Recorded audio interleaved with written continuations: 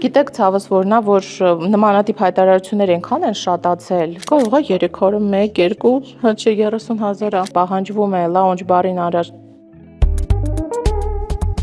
Lounge bar-ին անհրաժեշտ է աղջիկ մենեջեր, այստեղ խտրականություն է սեռային,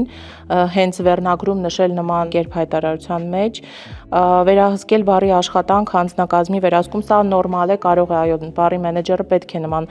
գործառույթներ իրականացնի, ֆինանսական հաշվետվությունները կարծում եմ, որ բարի մենեջերի գործառույթը չէ, ապահովել ռեստորանի հոսքի պատշաճ դրսևորում, անհասկանալի նախադասություն է, լավ կլիներ, որ գրողը վերանայեր այս հայտարարությունը, մինչև 40 տարեկան անձիկ դիմեն,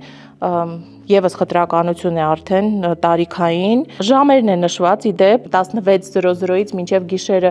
ժամը 2-ը եւ նշված է աշխատավարձի չափը 30,000 դրամ, կարծում եմ full time աշխատանքի համար սա օրենքի եւս խախտում է, քանի որ նվազագույն աշխատավարձից բավական ցածր է նշված։ Տվել եք մի հատ վատ բան, ասում եք կարճ խոսի։